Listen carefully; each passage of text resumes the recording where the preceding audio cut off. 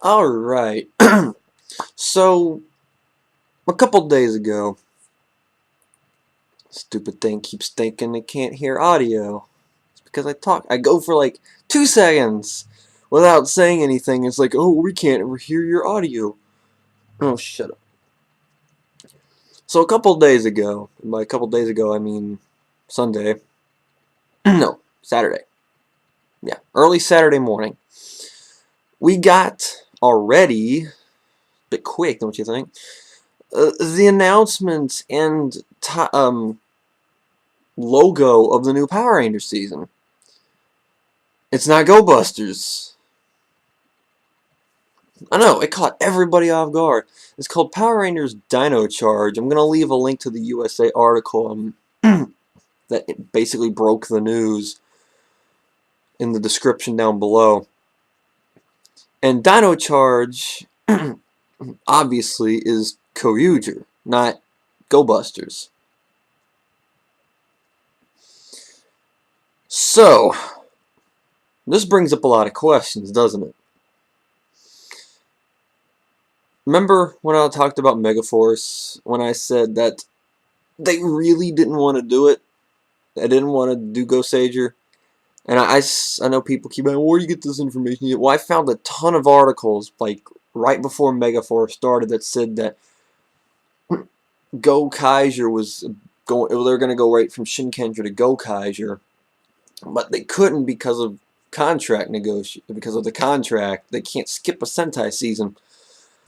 And and then it also goes to like why is the 20th anniversary season 21 and all that stuff. And it would also kind of explain why Megaforce is so bland. Um Overall was because, why would you put effort into something you didn't want to originally do in the first place? Stuff like that. So there was a contract renegotiation, like a restructuring of the contract, like a couple months ago. I wonder if that was a part of the deal, because honestly, I think them having to adapt Ghost Sager in a way really hurt the 20th anniversary thing. Now, I know I've seen Super Mega Force episode 1 already. I personally thought the episode was freaking fantastic, but that's not what I'm here to talk about. But Megaforce was just, it's like it was just made because they had to. And so why is Go Busters being skipped? Well, the contract thing could be a reason. The second reason is Go Busters was a financial failure in Japan. Like, Go Busters just didn't sell. The ratings were terrible. It was the worst Sentai ratings-wise ever. The toy sales were crap. And the reason why I heard is because there was no little collectible gimmick with the toys. Like, Shinkenger kind of had, like, the discs. I don't think that was that big of a deal, though. Go Sager had cards. Go Kaiser had Ranger keys. Koryuger had Judenchi. But what did Go Busters have? I mean, even though I'm not in the Kamen Rider, I mean, look at Gaim has lock seeds that come with things, and Wizard had rings, and Forze had switches, and Double had, I don't know what those things are called, but I know what they are. They're like the little SD card things that they use in the double drive or whatever the heck that thing's called. Sorry for my incorrect Kamen Rider terminology here, but I'm doing the best I can. But Go Busters never had anything like this. Because, I mean, Go Kaiser and Koryuger's toy sales were ridiculous. Keys and Judenchi did that. Go Busters had nothing. So it's a financial failure, and Toei does get money from what happens with Power Rangers because they still technically own the Sentai footage and all of the designs and suits and everything. So they're making money off of Super Mega Force. And they probably don't want to go through another financial bombshell with Go Busters. Because if Sentai outsells Power Rangers big time, from the numbers I was looking at. If it didn't sell in Japan, what the heck do you think it makes it going to sell here in America? Where everything is cheaper to begin with. And so you look at Koryuger and it's dinosaur themed. Dinosaurs sell. That was probably one reason why Koryuger's toy sales were ridiculously high, is because it was dinosaurs. I did some numbers, and Mighty Morphin was the top-selling stuff, but I don't think dinosaurs had much to do with that. I was thinking it was just because Mighty Morphin was Mighty Morphin. Dino Thunder did really well. Dinosaurs. Dino Charge, I think toy sales are going to go up just because dinosaurs sell. There's just something about, that's why there's like a constant like Jurassic Park toy line out, because it's dinosaurs. Those little bags, those little cheap bags of dinosaurs, I mean, kids love those things. So I wonder if Toei was like, okay, we'll let you avoid the contract this one time because we don't want to have to go through this crap again. Even though I know a lot of people that love Go Busters. Like, even my favorite toy reviewer, Shingen Shinobi, loves Go Busters. I got Glory Cross and my friend Anthony, who, I forgot your YouTube name, Anthony, I'm so sorry, that both love Go Busters. So that, I guess people are upset that it's getting skipped. But then I looked at another article, and it's not a part of this USA Today thing, but I think Ranger Crew confirmed it, that there is going to be some aspects of Go Busters that are adapted. It was even put on a Ranger Wiki. Under Dino Charge already has a page. So you take that information, along with the very brief story description we're given here. Let me read this to you real quick. This is from the USA Today article I'm going to post in the description here. In Dino Charge, the Paragon prisms were given to a dozen dinosaurs for safekeeping by an alien, but they were lost when asteroids hit the Earth and wiped out the dinos. Now, in the present day, an intergalactic bounty hunter starts sniffing around Earth looking for the prisms in order to harness their power and annihilate the world. So the team of Power Rangers forms to find the prisms first and fight the bounty hunter and other threats with dino-powered swords, blasters, and zords. Now, I haven't watched Go Busters, but I know what Go Busters is about, and obviously I know what Koryuger is about. Intergalactic Bounty Hunter doesn't fit either of those Sentais whatsoever.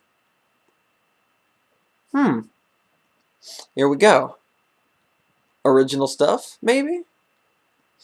So now, yeah, because Intergalactic Bounty Hunter doesn't sound anything like Davos.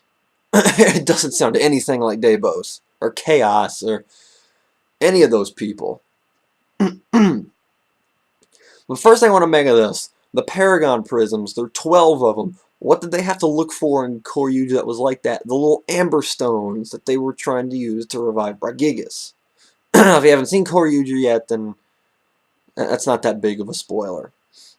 I mean, they sing about Bragigas in the credit music every so often, so we know about him. They found like these little stones of the dinosaur spirit, the little amber stones. There were 12 of them. 12 Paragon prisms. That sounds like what they're talking about. So that's that. That's like the middle arc of Koryuger or something. So Intergalactic Bounty Hunter. I'm making a little bit of a speculation here. And I'm going out on a limb by saying this. And I've actually talked about this with some people on YouTube. And I've talked to my people on DigiFans Unite. Or we renamed ourselves Taku Sentai Digi Ranger because shut up. Because shut up, that's why. I talked about to them about this, and a lot of people seem to like my idea, but I doubt it's going to happen. But I'm just throwing it out there because it's a very, very vague story description. But this is basically what I'm thinking. That story description was what with the little news we got of GoBusters being incorporated into this, brought me to this. Enter, so the GoBusters villain, is the intergalactic bounty hunter. Like where I'm going with this so far? Basically get like a new actor, because face actors aren't going to work in something like this, because whenever they have a confrontation, then the guy's going to look different. So basically get, or something like him. They come down, look for him. The Koryugers or the Dino Charge Rangers get their powers, whatever. Let's go a little bit into the season. Introduce the GoBusters as another group of space Power Rangers that are trying to hunt the bounty hunter down. Kind of like the Alien Rangers, just like a better implemented Alien Rangers.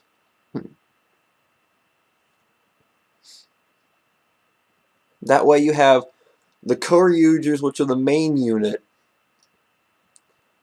and then you have GoBusters, which is like a side, like I said, kind of like the Alien Rangers and Mighty Morphin.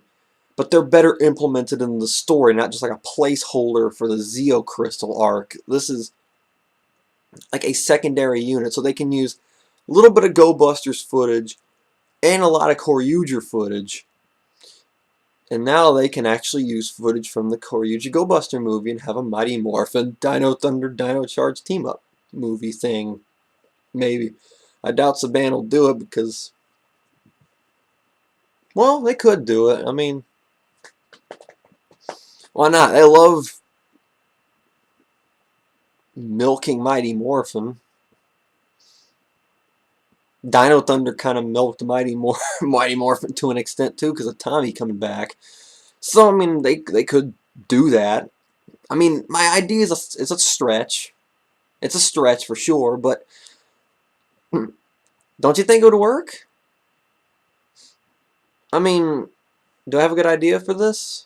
That'd be a great way, because they wouldn't technically skip GoBusters. They'd be putting them together in a pretty interesting way, because this sounds like our original story. Neither GoBusters or Koryuger had anything to do with intergalactic bounty hunters.